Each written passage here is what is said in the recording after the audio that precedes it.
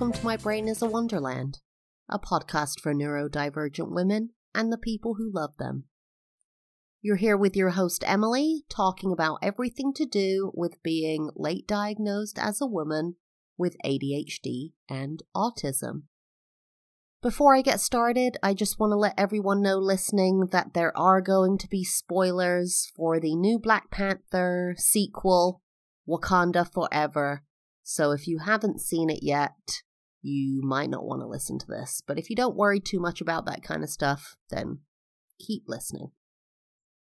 I decided after my previous episode on gratitude that ended up being kind of a grief and bereavement episode that I wanted to do this second episode. I call it the Grief Debrief, just because I wasn't planning to do this episode, but after I saw, or while I was watching the Wakanda Forever movie, I realized that I had to do another episode on this. It resonated with me so deeply and stirred up other thoughts and feelings that I really wanted to communicate them with you guys. If you haven't been listening to my podcast or don't know anything about Marvel movies or anything, I basically did my last episode on the grief and bereavement related to my father's death. He died when I was 4 years old from cirrhosis of the liver from being an alcoholic. And I was talking about gratitude that quickly descended into grief and how that was related to his death. And then a few days later, after I recorded that episode, I recorded it a few days before it came out, but a few days later, I went to a screening of Wakanda Forever with my husband, which we'd been planning to go see it. We're huge Marvel fans, and we just hadn't gotten around to it, which seems terrible to say now. Christmas and holiday shopping and everything and events kind of got in the way.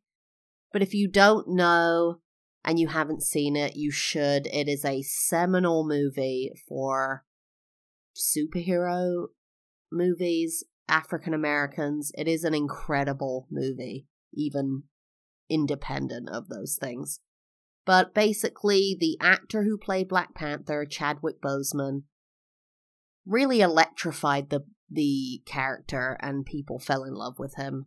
Unfortunately, he had stage 4, I think, pancreatic cancer that no one knew about, and he ended up dying before they could even make the second movie. And I think just the one main guy, the director, knew that was happening. No one else knew he had cancer.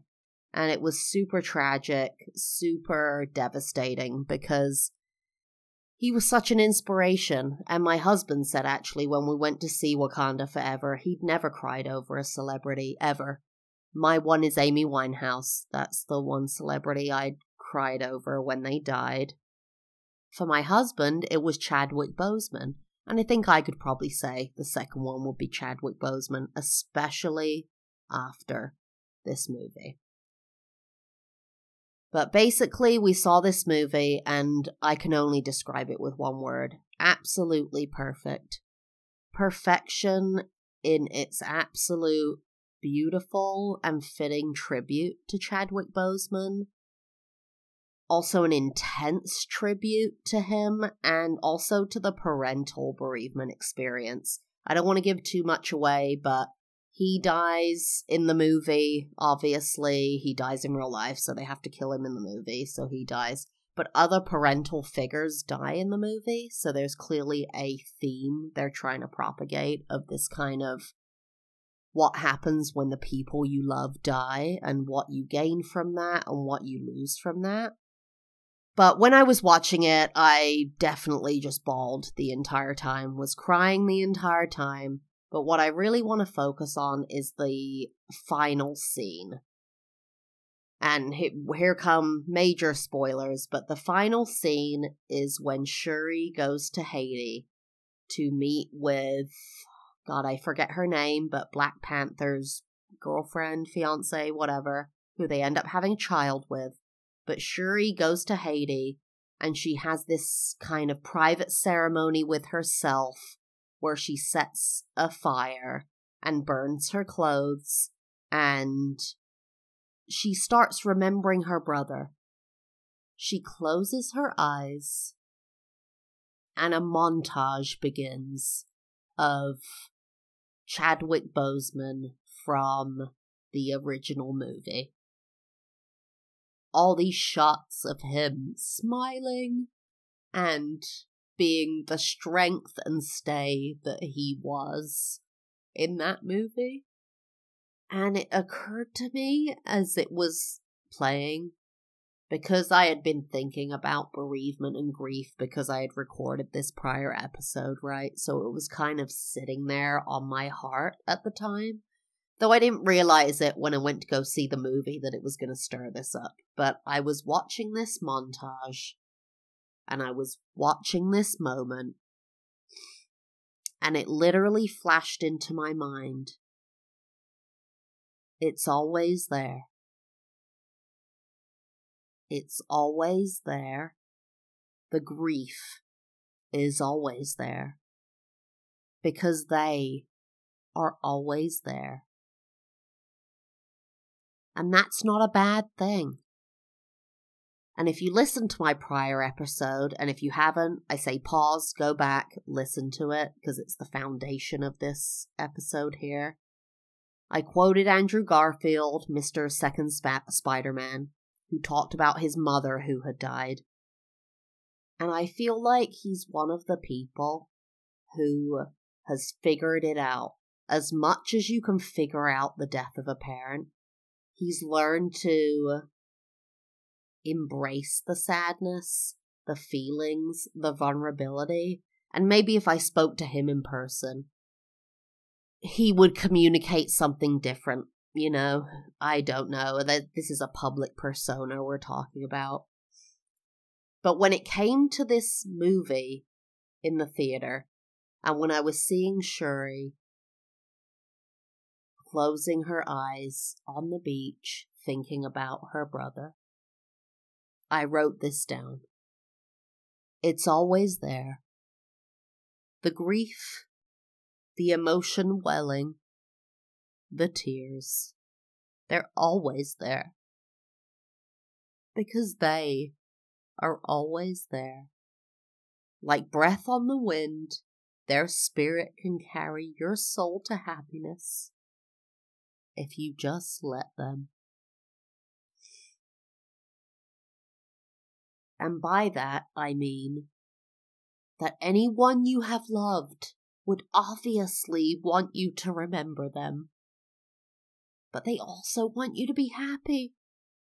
They want you to cultivate a deeper understanding of life, death. They want you to survive. They want you to thrive.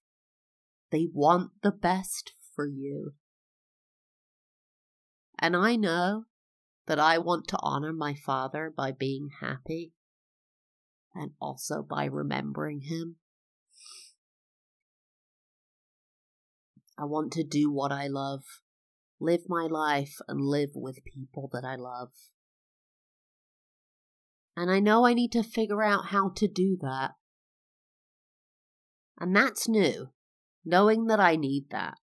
That I need to relinquish some of this sadness. I need to let it go. He wouldn't want this for me. And anyone listening out there, feeling this, they wouldn't want it for you either. They wouldn't want you to be spending all this time, all your life, all your potential, all your love on someone that is physically gone. Your time is now, as cliched as that sounds, and you'll never get more time with them or with yourself in your life. So honor them by being the best you can be, more than they could have been, because they were taken too early, too soon, or taken by something like alcoholism that should not have happened. And maybe I'll do another episode when this has progressed in some kind of healing way or developed. But for now, I hope you enjoyed listening, and I'll see you again on My Brain is a Wonderland. Bye-bye.